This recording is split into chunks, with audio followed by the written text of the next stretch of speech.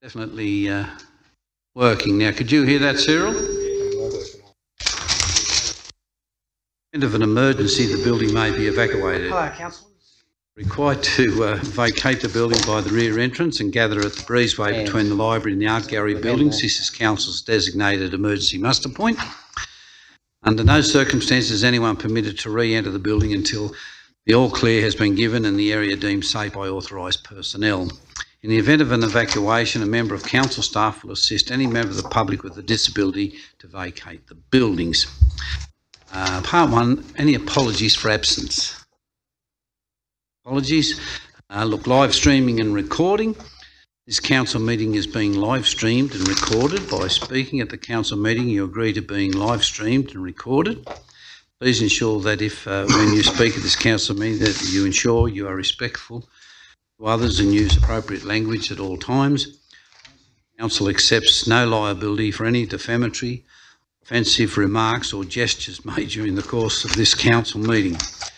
Recording will be made for administrative purposes, will be available to councillors. I call on an opening prayer by Gavin Brett from the Christian Ministry Centre. Thank you, Gavin. Thank you. My prayers are usually very short, so can I just have the liberty of saying two things that are on my heart that I wanted to share today about City of Orange. I came out of an event last week where 5 or more churches in town got together and did something at the back of the library here.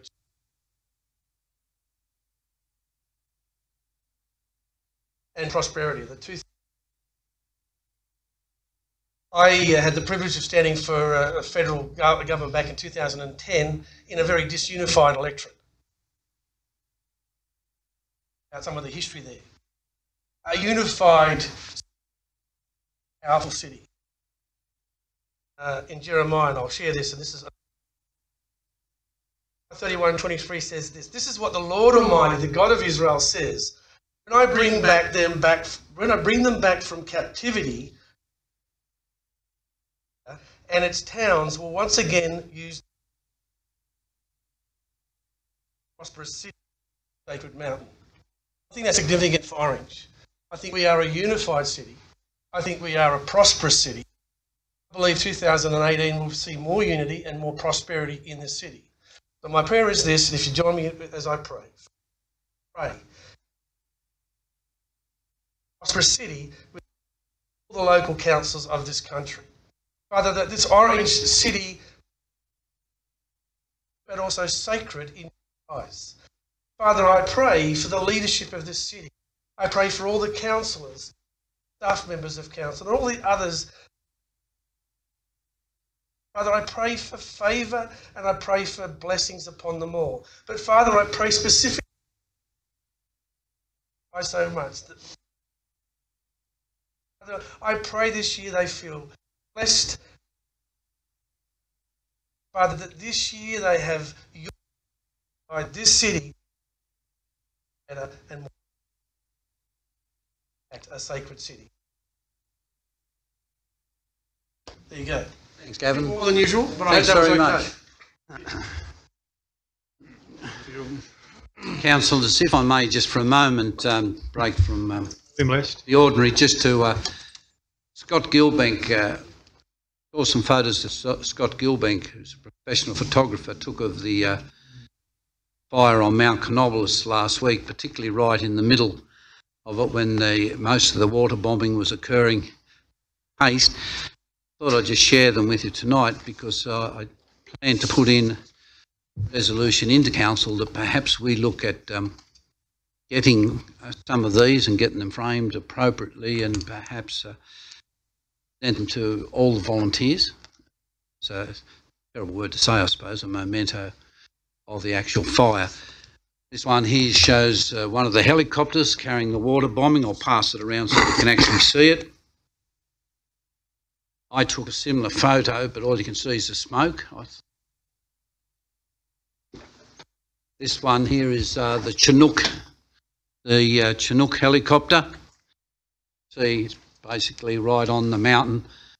And I know when this photo was taken, this is when they were really worried about the communication towers being endangered. They were putting out water on one side and they put retardant the other side to slow the fire down or the heat of the fire.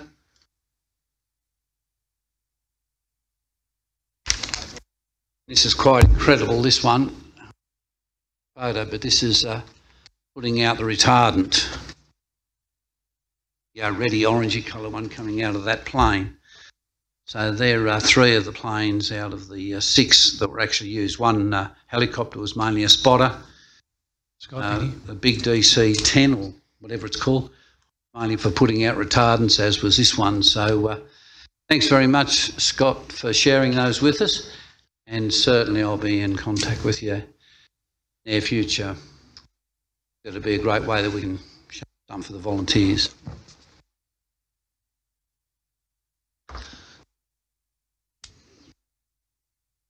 Acknowledgement of country. I would like to acknowledge the Wiradjuri people who are the traditional custodians of the land.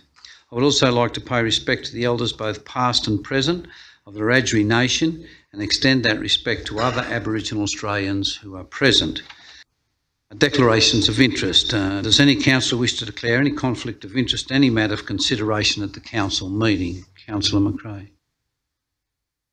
It hopefully will not arise, but Mulder Park Netball Courts, I would declare a pecuniary interest as I have a property adjoining there. Councillor McRae. There are no mayoral minutes. 3.1 is confirmation of the minutes of the ordinary meeting of Orange City Council held on the 6th of February 2018. Happy to move. You'll see that's tabbed as 4.1. We have a mover in Councillor Nugent, Councillor in Councillor Munro. All in favour? Aye. Against? Thank you. 5.1 are general reports. First of all, 5.1 is recommendations and resolutions for the policy committees. Sorry. 4.1. Sorry, my apology, I bounced it. My apologies. Notice of motion, notices of rescission. 4.1, notice of motion, swim safely, Councillor Hamling. My apology. Having a second, Mr. Chairman. Yeah, Mr. Mayor, I won't take long to speak on this. It's pretty self-explanatory. I've been on this for about 4 to 5 years after having discussions with some parents and families. I do believe that swimming is no longer compulsory in schools. I'd like to see a delegation obviously go down and talk to the minister and the relevant ministers about Orange maybe becoming a pilot for compulsory swim safety. I'm not talking about swimming lessons, I'm talking about swim safety. I think it should be part of the school curriculum, like maths, writing. We are surrounded by water, Australia. There's dams, rivers and pools and all that sort of thing. So with the costs, I think local government and state government and federal government have to work together. You know, you've got transport from buses, you've got teachers, you've also got entries into the school, Mr. Mayor, so entries into the pool. So I'm hoping that all the councils support this and we can take this further and make it make it compulsory in all education facilities out in New South Wales, and if it works in New South Wales, we make it go Australia-wide. So I'll put that too. Thanks, Councillor Hamling. Councillor Duffy is the second. Yes, Mr. Chairman, I want to support Councillor Hamling in this. One of the stats that come out about our city is our growth rate is in that 0 to 4 area there. And I, being a non-swimmer, is simply because I wasn't given the opportunity to learn how to swim at schools and things like that. But more importantly, we act as a facilitator to give our community a voice in furthering other governments, and I think it's something well worth pursuing. Yeah. If I may, look, I'm sure all the councils support this 100%. I showed this to my wife when they paid drive. She was a swimming teacher, and as was her sister in the days when it was compulsory, at school, and I can't remember any parents objecting to it. Certainly believe that it'd be a good initiative for this council to take, and it's got to be taken up at a ministerial level, I'm quite sure, because we'll have people come out of the woodwork and saying why they don't want something like this, but I think it's something that goes straight to ministerial. So very much for the notice of motion. I'll put the notice of motion. All in favour? Aye. Anyone against? No? Unanimous. Thank you. 5.1, and this is under general reports, is recommendations and resolutions from the policy committees. General reports, if you look on page 19, recommendations of 1, 2, 3, 4 and 5. Chairman, I'm quite happy to support them, but I just want to make a comment, and I want to thank the Director of Technical Services just for his quick responses to the questions that we had that I brought up in the chamber. But one of my questions is, and coming into 5.2, is it'd be great, like the information forward to councillors, but I think a lot of people would like to know what the answer is, because the resident or the ratepayer asked you a question, they'd probably like to see it in black and white as well. So it just gives a bit more finality and things to the questions. Yeah. Someone move the recommendations on page 19? Yep. All in favour? Right. Thank you. Just a matter arising, Mr. Chair. Councillor Whitten. During the meeting last week, I mentioned that there was an application that would allow the city, and I was advised by the staff that we already have one on our website that allows, it's not actually an application, it does allow people to, the council know that if there's an issue with the city. During the course of the week, I actually used that particular application and lodged a issue. Got a response back to acknowledge that I'd lodged the issue. The gentleman rang me and said that the team went up there and fixed the issue today. There was a water pipe leaking in the middle of the road. Everything was done perfectly, but the only part that didn't work, I've never received an acknowledgement to say that done. I think it was great work, but for the community who are lodging the issues, they never know that the actual job has been finished, right? We've done all of the great work. We haven't let them know that we're onto it, we've fixed it. So I still, unless the gentleman rang me and said it's all been done and he was grateful for the response, I as the lodging person have no idea that it's been attended. So I just thought I'd give that feedback back to the staff too. Good point. Thanks for that, Councillor Whitten. Yep. I'm sure. Done, good enough.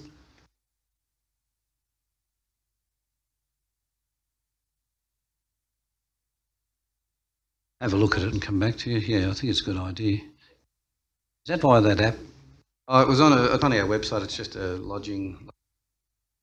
Did you find out any more information on that app thing you were talking about? I've not been.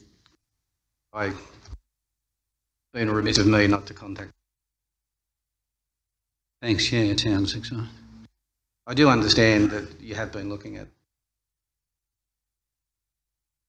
5.2 is outstanding questions taken on notice.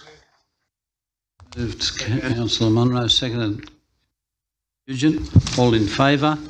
Aye. And sorry, just again as a matter arising or a question, I'm happy to support the recommendation, but I just want to pick up on I think the point that Councillor Duffy was making in terms of if questions are asked in the chamber here and they're answered in the chamber, then members of the public hear the answer.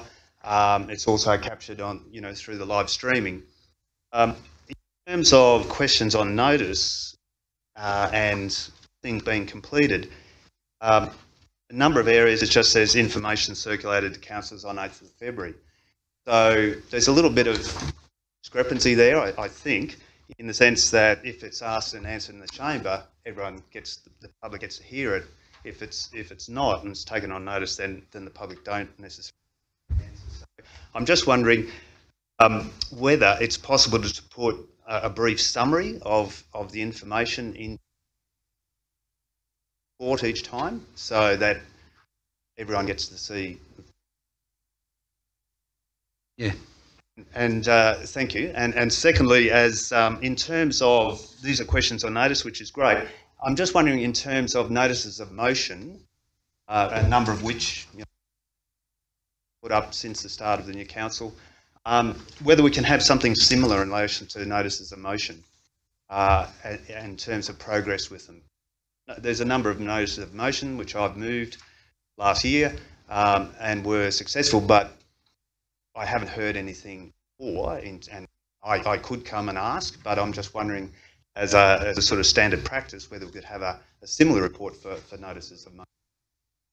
In other words, an explanation or some information on what is happening with that notice of motion. Yeah, like CBD recapitalisation. Yes. That's been noted. Yeah, Mr Mayor, I'd like to agree with Councillor Nugent on that. I, in fact, made a phone call to our Director of Technical Services a couple of days ago, and I offered the same kind of questions that you just asked, and I think that they've been taken on board, and I'd like to thank you for that. Thank you. Councillor Taylor. Mr Mayor, just on one of the questions, the one I asked about the biodegradable bags, I mean, it was a question, yay or nay, because they do market them, Mr. Biodegradable, and they do break down over time and so forth. If they're taboo, tell us. If they're not, well, you know, let the public know, because I know there are a few baddies and so forth. Golly, can we have an answer to that? Taboo. So, I know, and I've noticed advertisement for Bathurst City Council as far as that issue is. So, we get something out to the community.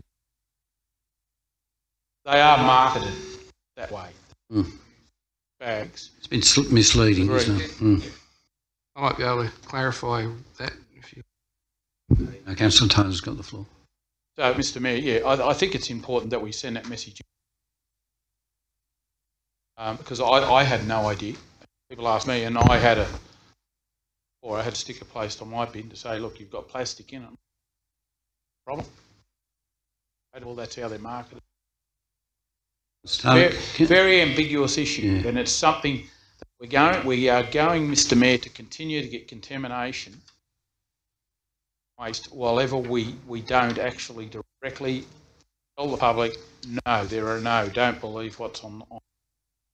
Councillor Taylor, if I may, going on from you bringing that up at the last council meeting, I've got a couple of questions that I've put in writing to the General Manager on waste services, particularly in recycling and a number of the other areas, and that's one of, I was following up on what you brought up. Hopefully by the next council meeting we'll have a reply on that, and I think statements. I agree with you totally, because it is confusing. Since it was the following day I got asked by my mother-in-law, because she got them thinking she can put them in there. Oh, you read the packet and it'll tell you. Breaks down once exposed to the air and so forth. Environmentally friendly, the whole gambit. You're not allowed to use them. The reason for that, Mr Mayor, would be the fact that those bags are exposed to the sun. They do break down when they're in a compost heap and they're underneath. Suspect that to be so, but it's still misleading for members of the public to say that they're biodegradable bags, and doing the right thing by actually using them, then to find out you get a sticker bunged on your garbage bin saying you're a naughty boy or girl for using them. Quite hypocritical, actually. Sorry, Mr Mayor. I don't think, like, they may be biodegradable, and I think they are degradable, but it's a question of whether council want them in our green waste stream. That's the issue. They can go into a red bin and they'll break down in over time, but I don't think the advertising is misleading. It's just that we don't want them in our green waste stream. That's the point I think we need. No, Mr Mayor, that's not correct. They are the size of a kitchen caddy. They are the size where people in the community would buy them to line the caddy. So the food, and then because they do, I mean, we know when you've got food scraps and so forth, you want to keep things as sanitary as you possibly can in your kitchen. So I think some people feel uncomfortable just placing them straight into a caddy. And the bags are marketed as liners for those caddies. So it's not about just keeping it out of our marine waste. It's about the use of them in that for that, and that's what they are. They're liners. They're only small bags. Small bags. They're for liners for the caddies. I think we'll get that report coming back, and it might clarify for everyone. We may actually from that put something in the next rates notice or get through media some story done in the paper. It's a good idea. Problem, we need to fix it. Thank you, Mr Mayor. Just briefly on the bags, so they're biodegradable where they are. I mean, I'm a fan of plastic bags every day of the week. But I do believe there were some people involved in private enterprise that spoke with council some time ago and came and visit the former director as regards to and the waste management services as to whether they'd be interested in taking some sort of plastic bag on, which was biodegradable. But nothing came of it from what I've been told. Just on the other question of what Councillor Nugent spoke about, if you go back into the questions on notice on the 21st of November, I asked a question about outstanding resolutions on notice. It was a report coming to Council on 2018 in April. Now, I don't mind if that's a little bit longer, because especially if there's going to be discussion about having an actual resolutions register of the lot, which is easily accessible for everyone. I would hope that might be able to be taken into account when the actual report comes to us in 2018. Thanks, Councillor Duffy. We had a movement. All in favour? Aye. Thank you. 5.3 Statement of Investments, November 2017. Mayor.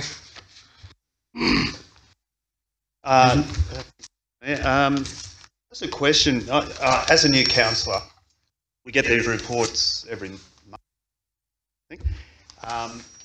Very, very interesting. But I'm just wondering whether we can get a bit more detail in certain areas. In particular, in terms of the investments, credit rating limits. I see that we have $30 million invested in Triple B and NR credit rated investments.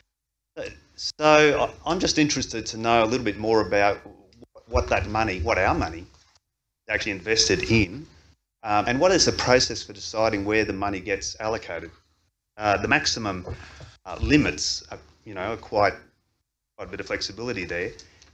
We can have up to 40% in Triple. But what is the process for making those decisions, given the amount of money involved? Can we just bring back a report on that specific topic? Yes, that would be great if we could. And Councillor McRae will be part of that decision making now in her role as chair of that committee. Must do it very wisely. All in favour? Aye. Yes, thank you. 5.4 is the Australian Women's Local Association Conference to be held in Gundagai, I think.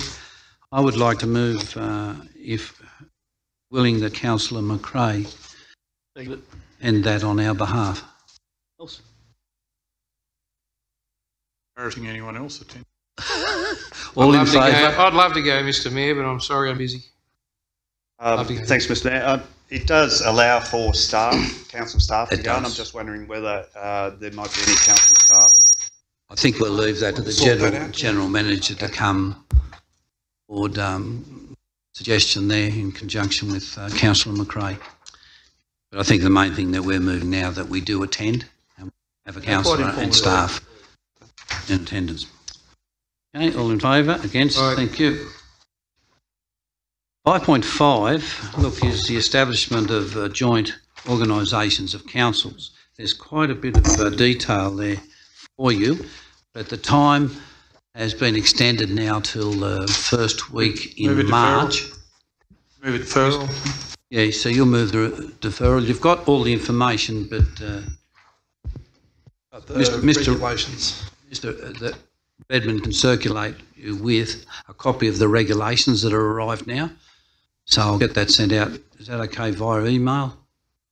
Regulations for everyone. So then you'll have the full package, and then we can make the decision at the next council meeting.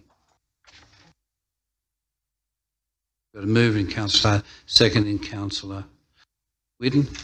Happy to support the deferral, Mr Mayor. Just in terms of when it comes back to council next, So there's a few questions that I'd like to ask based on the paper that was presented to us. So maybe they could be included in the paper that comes back to us. I note that Lithgow Council has decided not to be part of the joint organisation, and I'm just wondering if there's any more information about their reasons why. Talk to you about that when we finish the council meeting. And there's $3.3 million in seed funding, and I'm just interested what the process is for allocating that to joint organisations. Is there a formula that's used to allocate that? How much are we likely to get for our joint organisation, presuming we want to go ahead and... Can I just suggest that Centroc have a meeting this Thursday in Condobolin, and this will be part of those discussions. But with the information they actually have now, I encourage all of you to write down any dot points or email them in, contact the General Manager or fax them in, or however you want to get them in, any of those sorts of questions. You've basically got the information there except for the regs and decision on whether we join or we don't join. If anyone's got any questions, please email them into the General Manager. That's good. Okay. All in favour? Aye. 5.6 is councillor workshops and briefings. Move the recommendation. Second it, Mr Mayor. All in favour? Against? Thank you. 5.7 is the Model Code of Meeting Practice. Yeah, I'm quite happy to move that, but I just want to make a comment which I think is fairly relevant. I mean, with the coding meeting practices and the code of information that we have to provide, if we want to put a resolution through, we need 10 days to give the staff appropriately the time to make a comment about it. When you've got codes of meeting practices and codes of conduct and all those type of things coming up in front of you and these type of models, we're given these business papers probably Friday afternoon, but if we work Friday afternoon, you can't come back and get them, and you probably don't get them for the weekend. You've only got one day to read something that's which is a fairly thick document to understand. I don't have any problem with something coming up, but when we're going to change something with that, you should give me a reasonable period of time, not 2 or 3 days, probably a month or so to actually understand what we're actually trying to put through it. I'm quite happy to let this go through at this time. Sure, that'll be taken. I agree with that, Mr Duffy. Okay. We need a bit more time to read. Okay. Councillor Whitten, sorry. Thank you, Mr Mayor. Look, I understand the spirit of some of these comments in this code of meeting practices, but what I believe is that it's going to stifle debate. It's going to stifle us from bringing forward that are community-based issues. For the example, Duffy has just mentioned it, submitting 10 days for a month.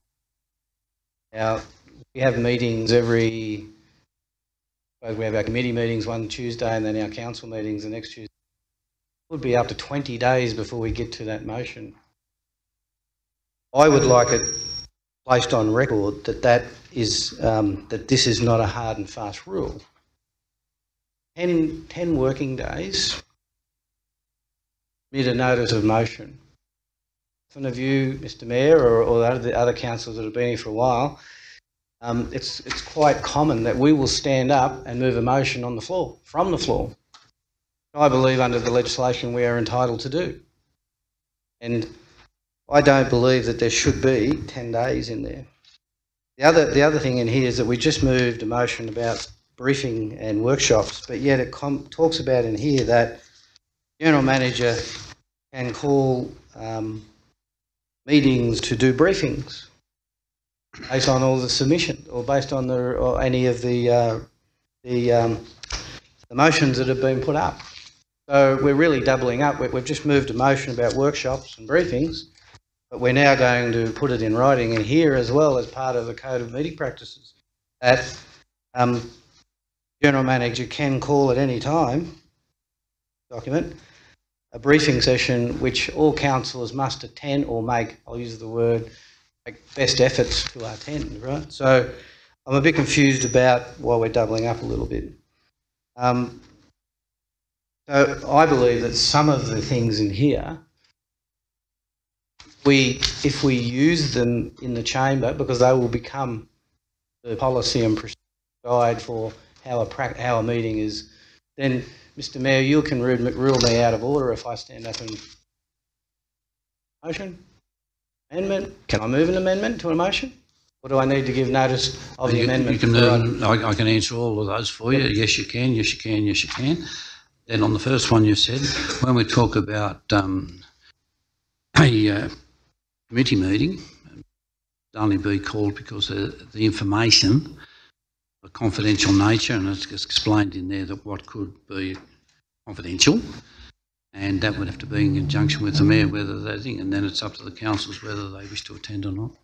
Yeah, I understand that, but my concern is that we're going to use probably that first one to the letter of the law, which will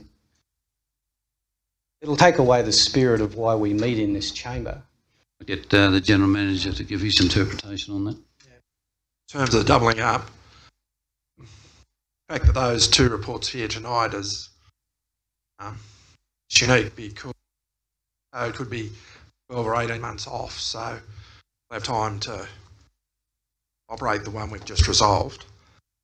In terms of try and operate to that now, but lots of late items, and the my time's accepted, I would say well over 99%. Try and deal with it that way. What it's saying in that case, it's up to the council. Thanks, Mr. Mayor. I actually agree, Councillor Whitten, very much on this. I realise there's a process in terms of we're supporting a draft model code of practice, meeting practice, then go back, all the discussion, all the input will be taken on board. Eventually we'll get a model code of conduct which Orange City Council then will make a decision about whether we change our code of meeting practice, like the model code of practice. I understand that would be the process. If I can ask that as a question. I think two things. We do have to have model code of meeting practice. We can have input as to the community. It will go out for community input also and consultation. And at the end of the day, we have to solution on what is our code of meeting practice. Only one other element to that. When the state government sets a model code, add to it, but we can't take away from it. Process. So I guess I have some concerns about supporting some of these provisions. One that Councillor Whitten was referring to, 3.34. Prior to each ordinary meeting of the council, the General Manager will arrange a pre-meeting briefing to brief councillors on the items of business to be considered. It's not even like it's an optional thing. It will be done prior to every meeting, which I think was part of the whole discussion around workshops. There does seem to be that sort of inherent conflict between the previous motion about workshops and confidential briefings and this model code of conduct, code of meeting practice, which we're supporting a number of these provisions. There's another one, 3.14b, which about general managers being able to basically, say that we're not putting up a notice of motion to the council and defer consideration of the matter to such a date specified in the notice pending the preparation of such a report, which is open-ended. There doesn't seem to be any sort of real, I would like to see some time frames around that. And there's a number of other sort of provisions which I have some concerns about. I understand that we as councillors make our own submissions. Presuming we do go ahead and support this from council, we can make our own submissions, and I encourage councillors to do so if they have concerns about any of these provisions. Councillor Miller. Just wondering whether there's an opportunity to change the wording from will to may to make it more flexible.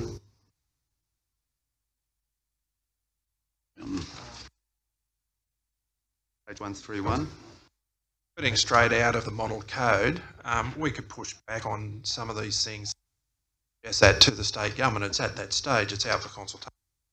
It's at the state government's direction, is it? That wording saying.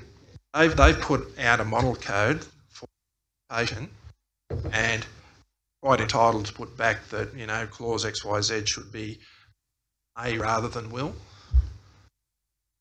Can I just ask the General Manager, can I make a suggestion here, because there's a number of concerns that are being brought forward now by councillors.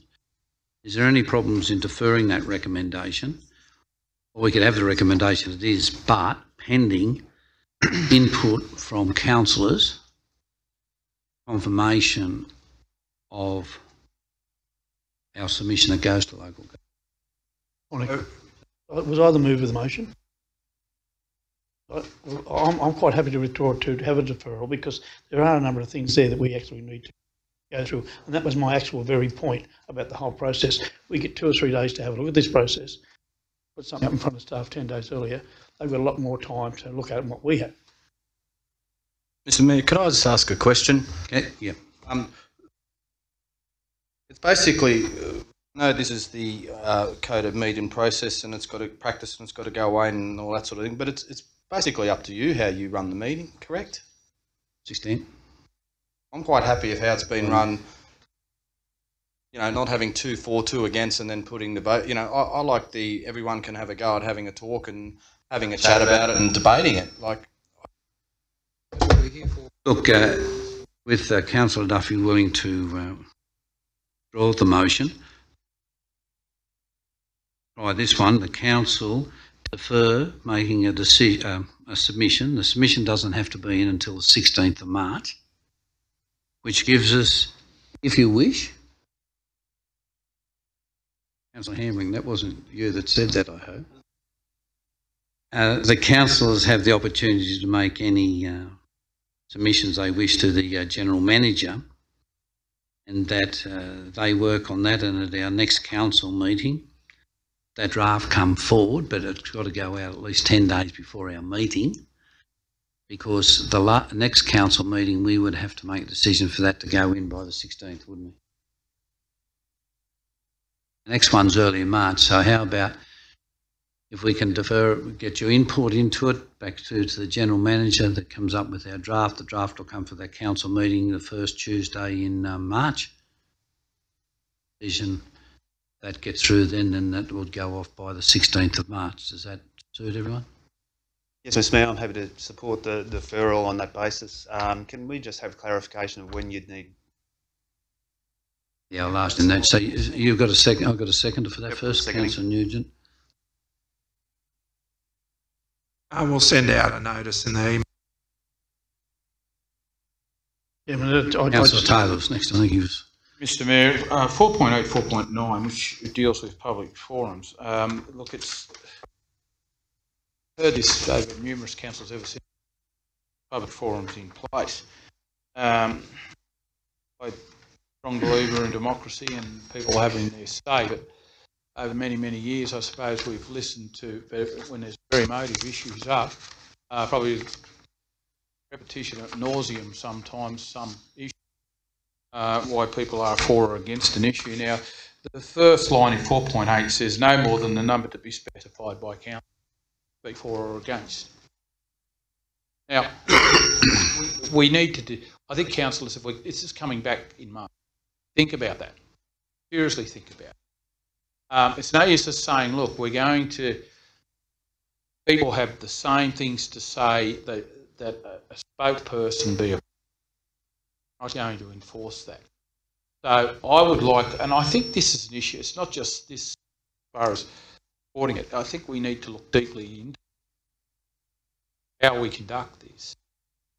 Because as we know, and we've had occasions, as I said, people repetitively telling us about concerns they have mainly over planning development or other issues that council are dealing with.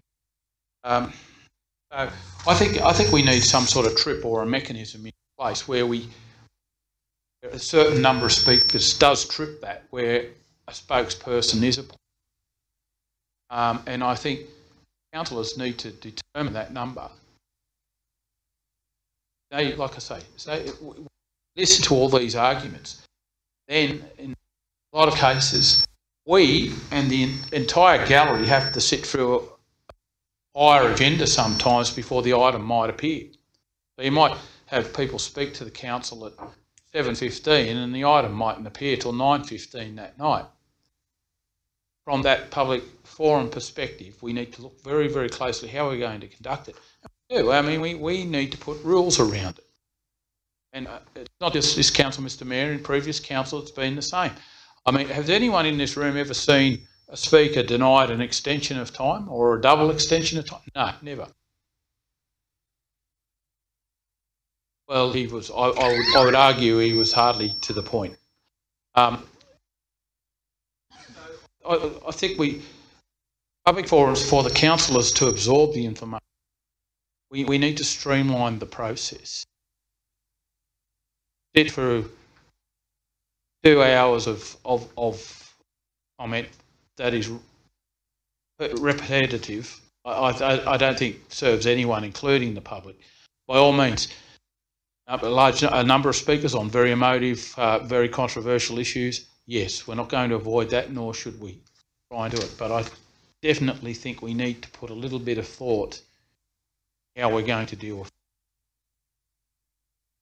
Thanks, Councillor Taylor. Councillor Maletta. I'm not against what Councillor Taylor suggested. My concern is we do live in a democracy. People take the time to come here. How do we then decide which people have the opportunity to speak? Question. Well, I think that's... outlined, Mr Mayor, if I may, it's outlined there. I mean, that the council determined, and it's also outlined there as far as being supported, that the group actually determined if there is a large number of speakers. No one, and mate, I'll make this point very succinct. No one is denying anyone democracy. No one is denying anyone their right to speak. Well, you are if you restrict the numbers. Now, councillors, we're going over old ground again. We take the point that we've just deferred it, so these issues can come back in. We make a decision on them, so we need every councillor's input to what they see in that code of meeting practice. Thank you. Just make a quick comment, Mr Mayor. What's the comment about? Is it new? Is it new information? It is very new information. Well, we'll have a vote on it. Look at me like that. Anyway, I just want to make the comment, and I want to give you the new information as regards to the opportunity for people to speak. Because some people, if they're not given the opportunity to speak against a DA, it could have ramifications in a court case or whatever the case may be. Now, we've had that situation in a previous council that I belonged to, where one objector wasn't given an opportunity to speak. So it finished up being in court, they got thrown out of court to go back and come back later on, and the council had to wear the costs. So there are things that we have to really sit down and nut out and those type of things there. But I do take the point of what Councillor Hamling said. It's your meeting, Mr Mayor, and I think sometimes we are very generous in what we actually do, which is absolutely fantastic. But I do take on board what Councillor Taylor is saying. Mayor, and that vindicates my position, because I'm saying we have to discuss this as a council and put some sort of parameters around it. Yep. Agreed. Okay. All in favour? Yes, thank you. 5.8 is the Hobson Park toilet. I'll move the recommendation. Just a quick question. The recommendation with one change, and that is that we change. Council, can I just put someone up on that thing? Yeah, there's a lot of echo. A lot of echo, and it's not you. It's something to do with them. Turned up too high. It might be turned up too high.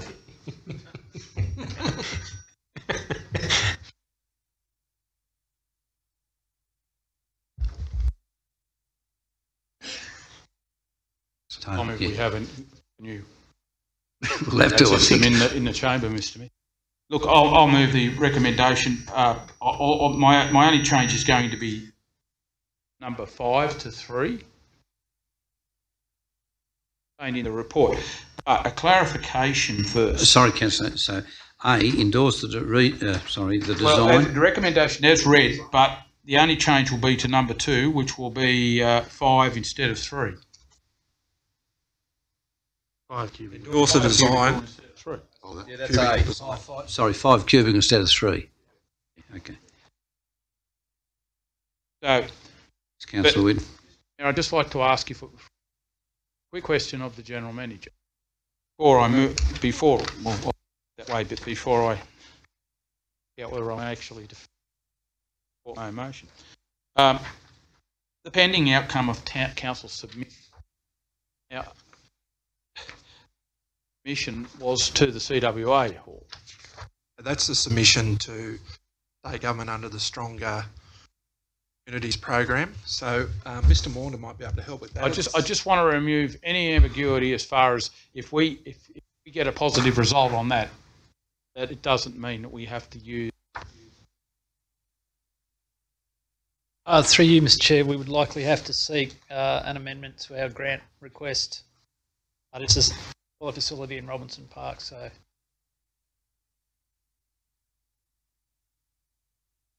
we'd have to go through that process as we to change them after they've been approved.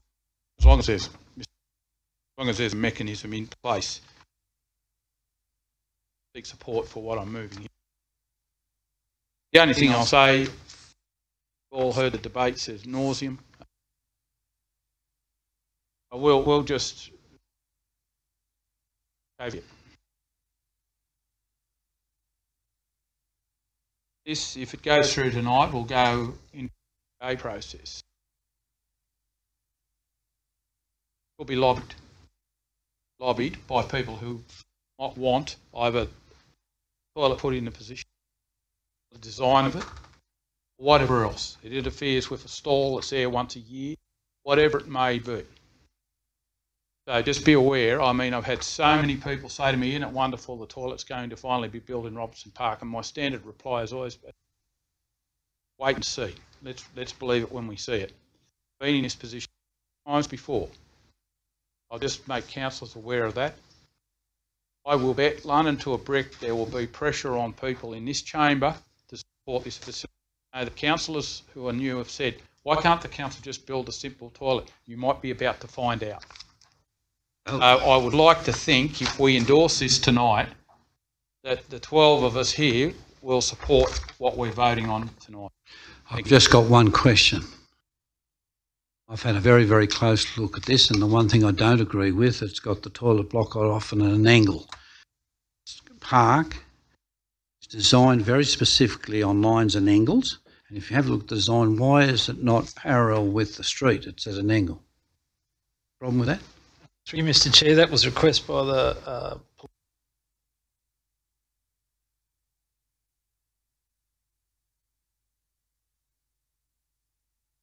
it's parallel to the street, then you don't get those sight lines. Well, can I just make one point here? There's no way I'll support everything else, but that park was designed quite specifically on those sorts of lines, and I understand perhaps what they're saying, but I mean the toilet blocks in Elephant Park, the toilet blocks over here and every other toilet block that I know are in line with the street and so forth. That'll throw the whole park and the design out of the park if you have a toilet block at an angle.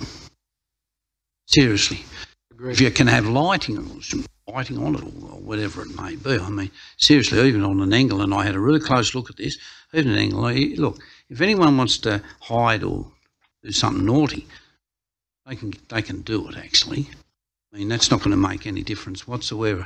Now, they may be the design experts, and I take on board what they're actually saying, but I'm thinking about getting this through and getting it up and actually running. But when I actually had a look, did most people pick up that that toilet, as it's sitting there, is at an angle?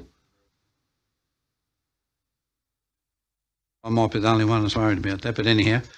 But I will make my comments about that. I'm happy with everything else, and I'm quite happy to go as a 5 cubicle, but no way in the world will I personally support it being at an angle, that's all. I agree with you. Yeah, no, I'm just saying, no, I support it. I agree with what yeah, I just think that's a nonsense, and I think, can I just ask this of the General Manager and the Director? That's our decision, sure, that's not a police decision on the angle of the toilet and so forth, and I think that we'll have less sort of problems with the carriage of getting this through. Consistent with the design of the park, we've gone for brick, we've gone for everything else to fit it in. They can't tell us, put it in. Look, if the police are getting involved now and telling you the angle of the toilet, I will object very, very strongly. I don't tell them how to set up their breathalyzer or anything, nor should I. In this case here, I can't think, surely the police will start saying that they want the toilet block built at a schoolyard at an angle or wherever it may be. I think that's ludicrous. We argue that my previous motion, which was at the last meeting that went through, that said that the design is sympathetic with the heritage value of the park, couldn't that argument be put? I think that's spot on, Councillor Taylor. Thank you. Councillor Romano. Yeah. Look, I just want a point of clarification with the 5 cubicle design. Is that the one on page 233? 233, is it? 233. It says 5 cubicle design? Yes. It is. Look, I still have an issue. I fully support the toilets and I don't want to delay them, but I don't know that it would be a delay if we look at putting a urinal in approximately 2.4 metres long, or 4 or 5 ceramic urinals. This drawing shows one urinal which has no door on it, which is fine, and one toilet. I don't think there's enough. I don't think there's enough toilets. I think we should go back to basics where gentlemen can just walk in and use a urinal. And for the amount of people that were in that park last Friday night, I think it was probably over 1,000 people.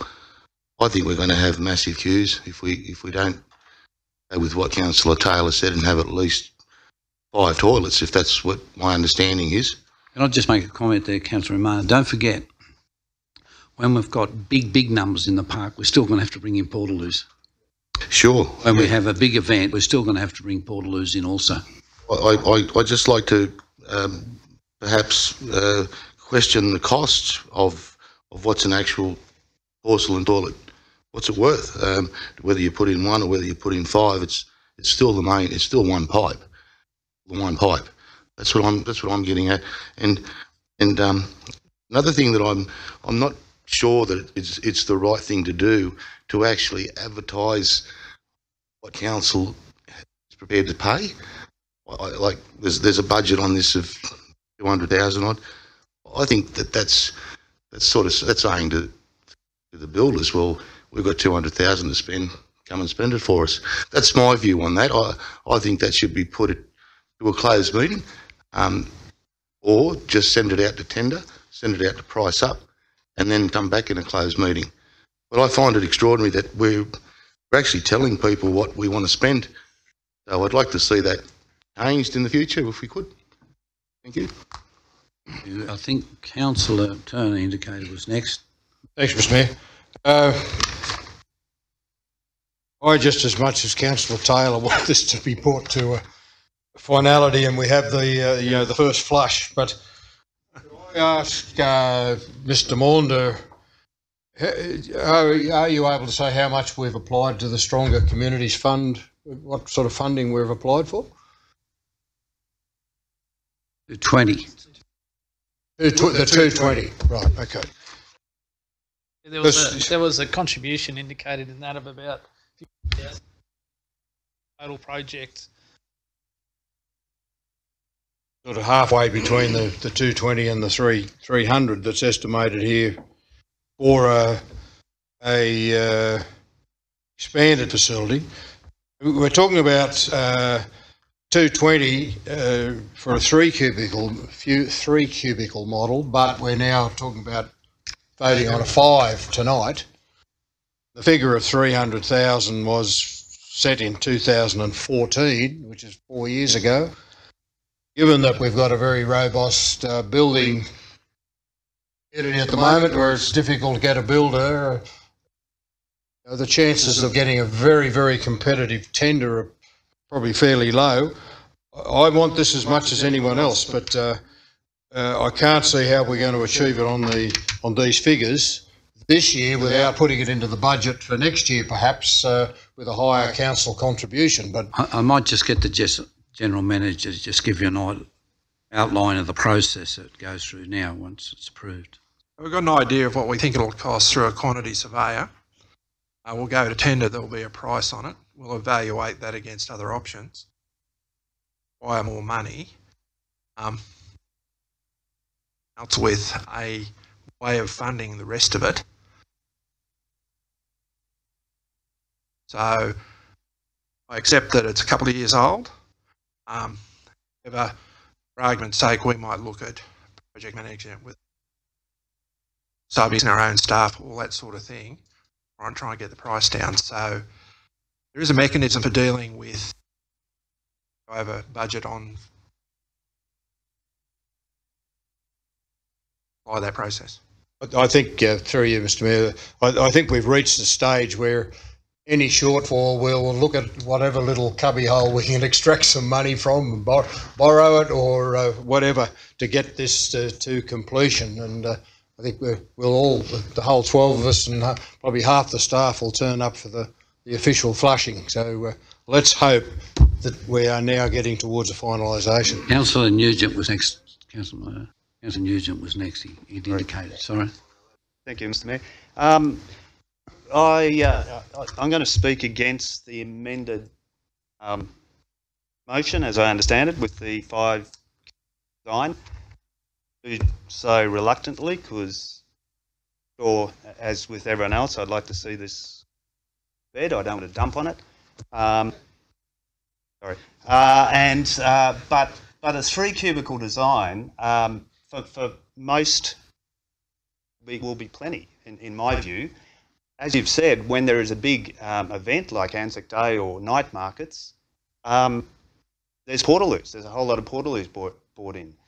We have set aside, if we get the funding through the stronger unities, that will be sufficient funding to build the 3 cubicle design. I think it is sufficient as the original recommendation. My other concern is about the location. And again, it's probably been put there for a particular reason. But when you look at the location, it's right, when you have the night markets, it's right in the middle of where all of those stalls get set up. So it's going to knock out probably, well, maybe they'll have to reorganise things, but it's going to interrupt that flow of people and the establishment of the stalls for the night markets. My preference would be to see it up in the northeast corner more, closer to Byng Street. So for those reasons, I'm speaking against the amended motion. Councillor Miller. I'm speaking in support of the original motion. My only question is, and I agree with Mayor with regards to the way the toilet has been just by the police to be placed in an angle.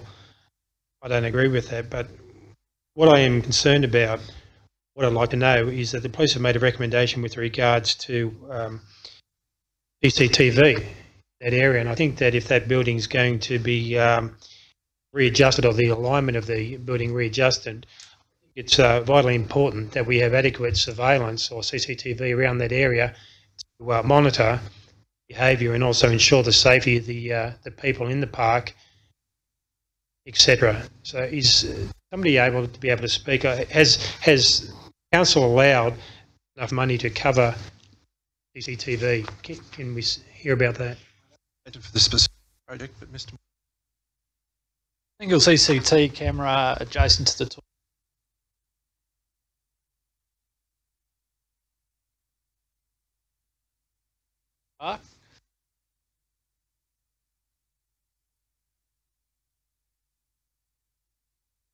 Any through. Thank you. For the amount of cost, I would be recommending that CCTV cover all angles around the toilets, not just the front, if that's okay, because as we know, unruly behaviour and activity doesn't necessarily occur inside the toilet. It could be the side or behind. So to assist police if there's an offence which has been committed. Certainly make it much easier for them if they had access to all angles of the topic. I'd be suggesting that skimp. How about when we go to tender on it, when the tender comes back, you'll know the impacts and get to decide then if you want CCTV. Excellent, thank you. Councillor Munro. Yeah, thank you, Mr. Mayor. Look, I agree with Councillor Romano in the inability to serve the public in a way of the amount of cubicles in the men's, and I do agree with the urinal. I think for this amount of money, we're talking about $270,000. You can build a very good quality three bedroom double garage house for that. I think very much so that we should be able to have a little bit more capacity, and wait and see what tenders come back. If there are individuals that want to tender for this and they put in a better design, I think come back to council to be looked at. If there's a better council, someone puts in a design, should have, instead of how many times have we voted on this, and I agree with Councillor Taylor, it's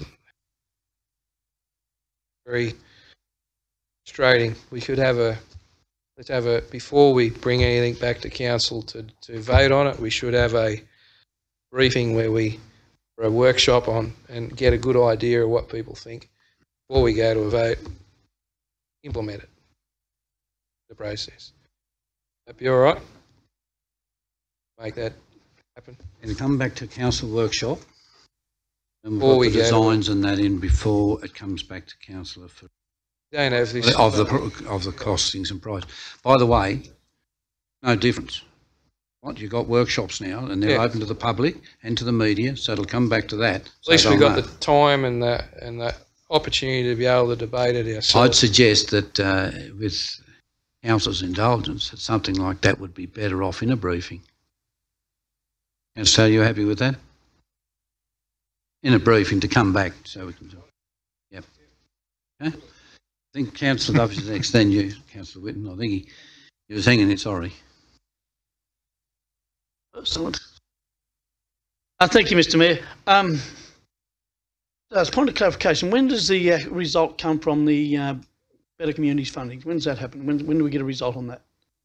Through Mr. Chair, we're expecting a result by the end of February. By the end of February. That was the indication. That's one bit of good news. That's the indication.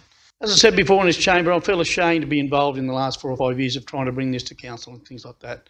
And I feel sad today because today we saw the passing of Trevor Jager, who brought this up in here, Alderman 40 years ago, trying to get toilet blocks here. I just cannot see why Councillor Taylor or Councillor Romano, who are very passionate about this whole thing, why can't we sit down, come up with this document here where we have urinals and all those things and work with the director and bring back a DA that we can approve. If it means adding a metre on one end to allow a urinal, let's do it, for Christ's sake. You know, let's just make it happen. I just feel so embarrassed about the whole situation. Make sure it has CCTV and make sure it has plenty of lighting.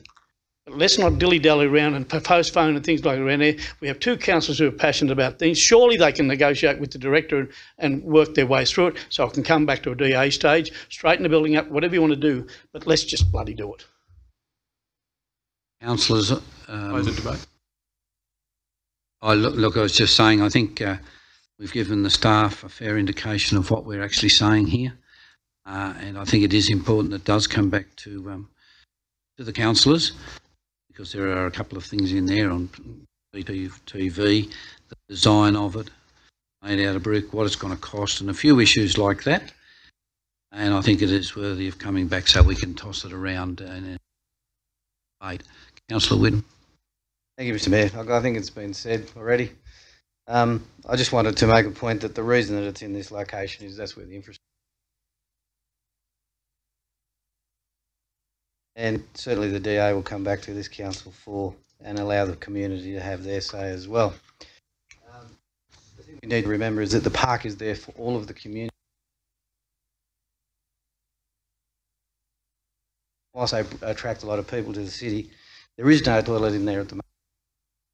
So, and most of the people would use the, over the years we've had complaints from publicans about it.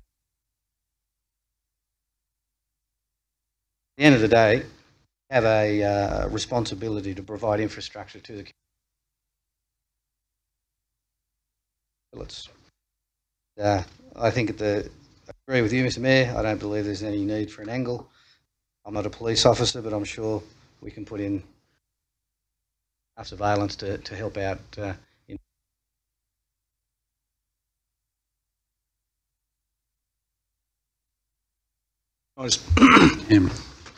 we? How long is this process going to take? Because I know, having a drink with your mates, you blokes can't even build a toilet. You get that. So when is this going to be fast track? Can we speeden this up so we get this done, dusted, and move on to something else? Because we are becoming the laughing stock in the public, and you can try to defend it saying, well, we're trying to get it right, we're trying to get the right position, we're trying to get the right design, but it's been round and round and round and round and round, so we need to fasten it up. Well, yeah, I agree with you. It has been going on a long time. It's been going round and round, and I think there's been a lot of us here responsible for that and previous councils. Yep. Because of different ideas people have, and that's democracy, unfortunately. That's why it's gone on for a long time. That's democracy. Don't forget that where the Northern Distributor Road was built, it first took 40 years. It's all about difference of opinions, and if we need democracy, that's unfortunately the way that it actually goes. But I think we're sort of see the light at the end of the tunnel now. We've got a fair bit of agreement in here, and the process is now for the director get something moving fairly quickly to come back to us to look at. Oh yeah, I don't know, Mr. Mayor, but I've only been here 5 months and I've seen excellent progress with regards to the toilet. Chairman, can I move an amendment? But all I can say is once the toilet is in place in the park, there will be another issue that will be blamed for being delayed. Mr. Chairman, can I move an amendment? The amendment is Councillor Taylor's motion, and add that the Mayor, Councillor Romano and Councillor Taylor come and to have discussions with the director and bring something back for the DA stage so we can approve it. And quickly. Got a second for the amendment? I'll second. Second, Councillor Hamlin. I'm happy to withdraw the amendment if Councillor Taylor wants to add it on. The reason I moved the 5, because we get one crack at this. This will be there for the next 100 years. Not our premier park. Cook Park will always be our premier park, but it's probably one of the most vitally important being in that CBD. So what I'm saying, for the sake of a few bucks now, let's do it all right. Let's at least give this capacity. Well, it'll be used. The capacity will be used. Can I just ask a question? Can anyone tell me how many cubicles there are in the toilets in Cook Park? 3.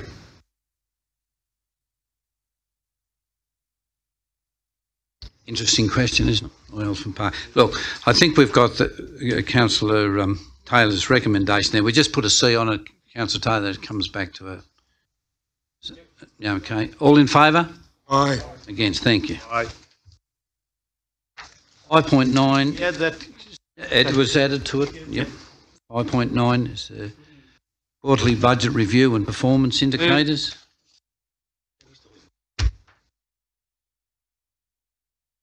Got a mover and a seconder. Just on page 299 there.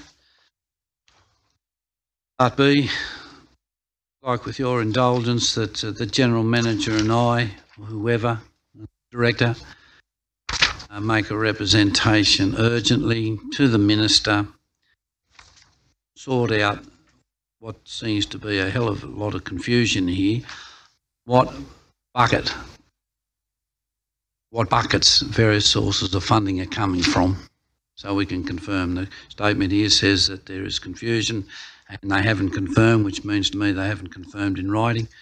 We need to have those confirmed in writing, what bucket they come from, time they've got to be spent in. So if Councillor, happy with that?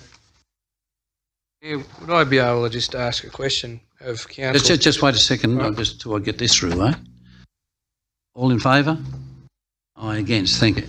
Councillor Munn. I was wondering if we could send out an invitation to the federal member and state member to address council on things that they can help with funding.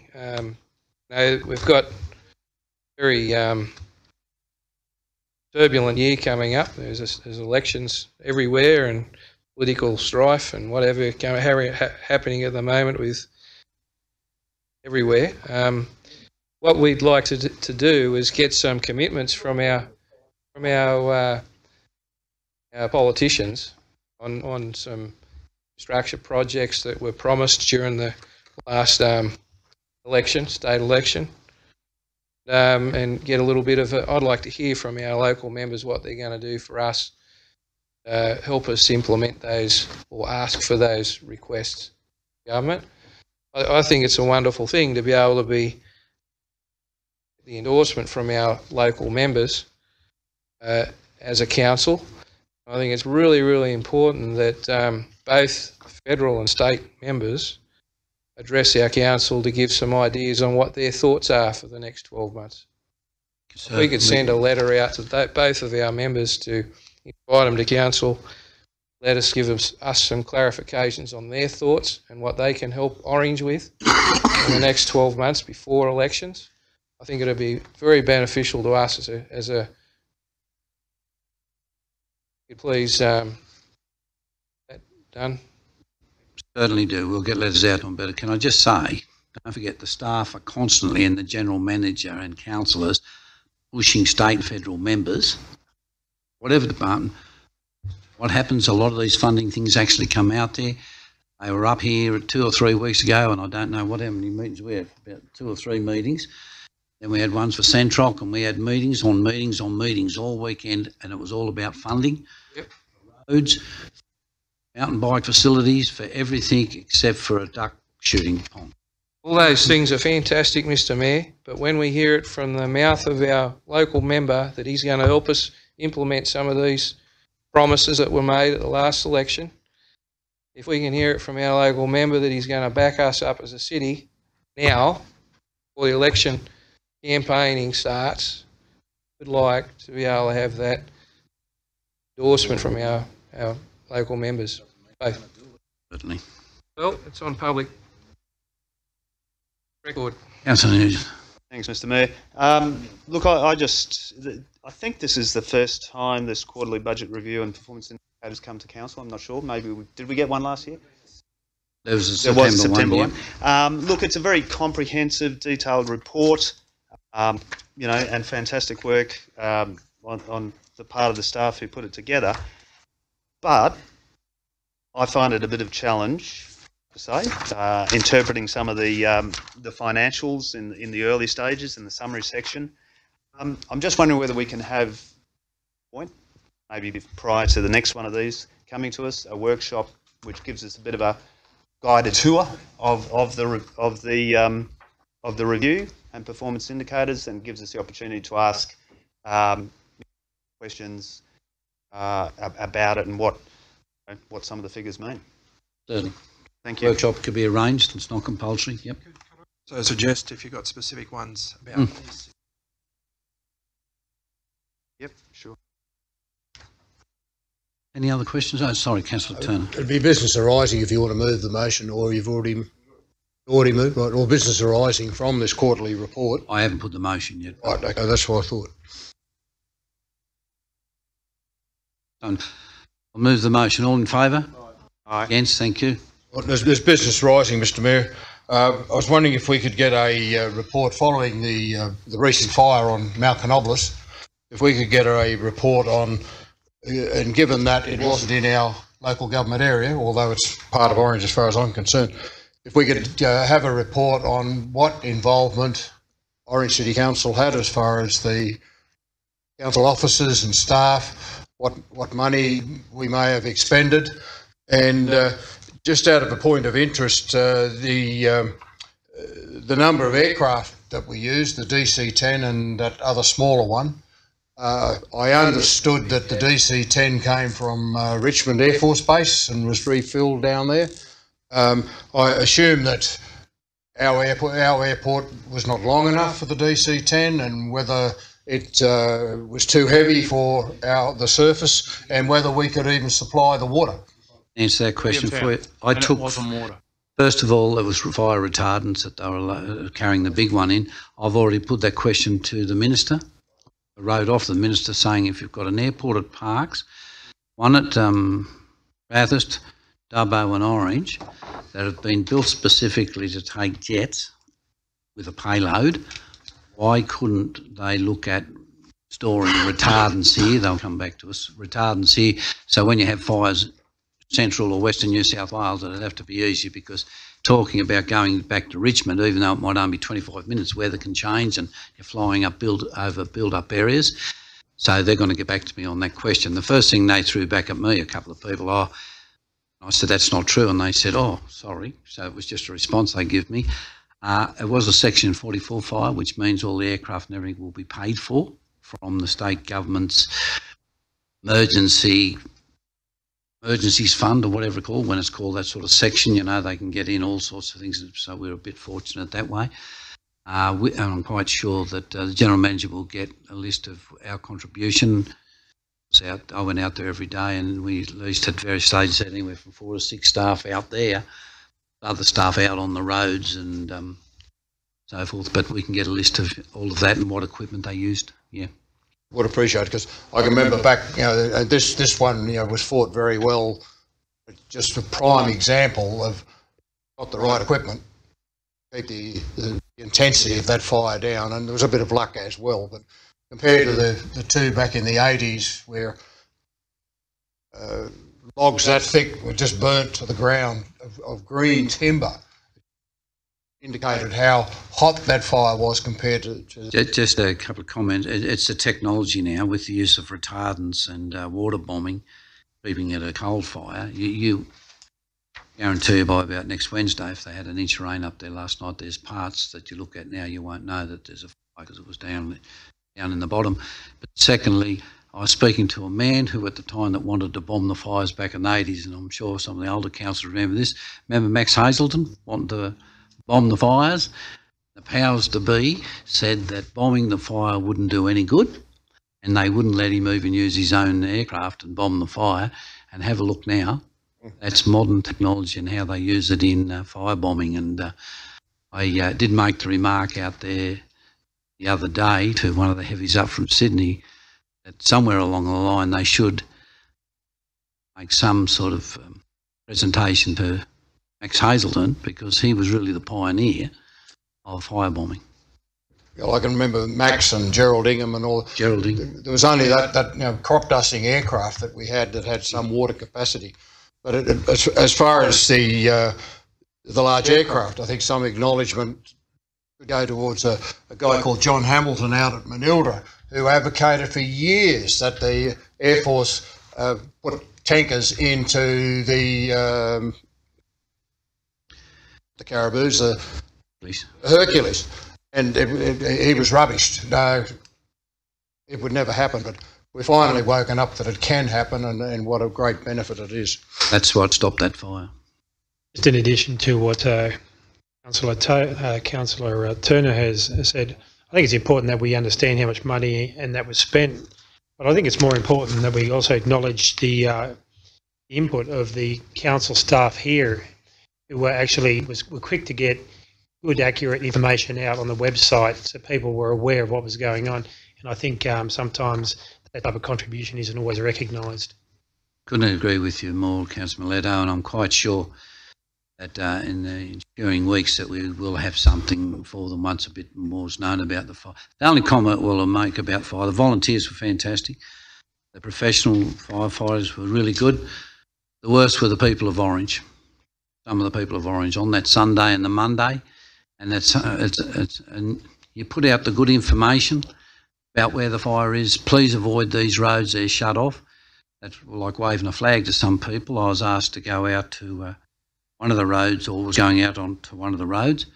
There was a traffic jam just past Nashdale on that corner, and there were a couple there with a bongo van that got fold-up seats out and a little table, drinking coffee, watching the cars getting turned around and everything. If a truck had to come down Old Knobbles Road there, he couldn't pull up at the corner, he would have went straight through that, you know, where that corner is there, that sharp bend.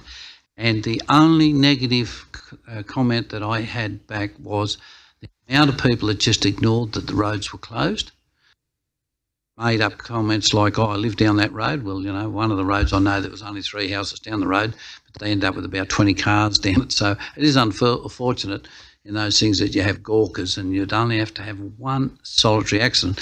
And in one case, there were 3 of the tankers that were ready to go out, got the fire down, and it was a lot cooler where they could get tankers in off Old Canobolas Road, but they were caught in a traffic jam of cars.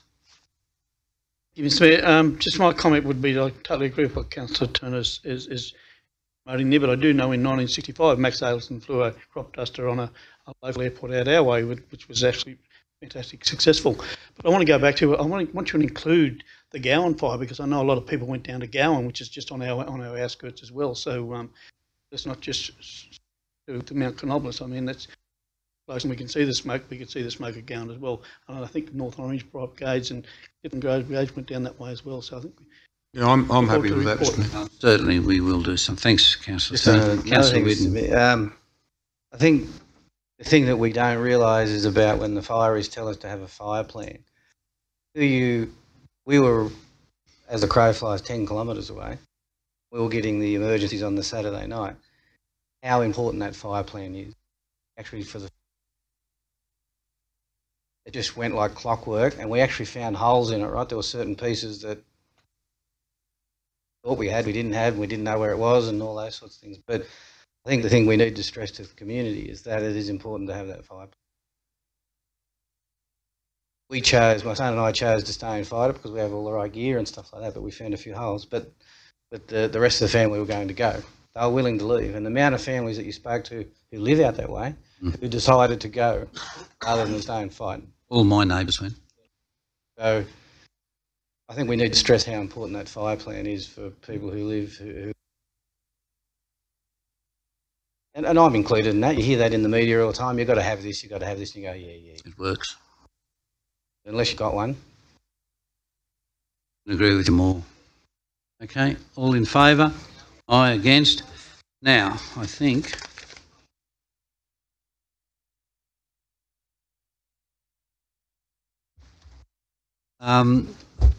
we'll now move into closed meeting.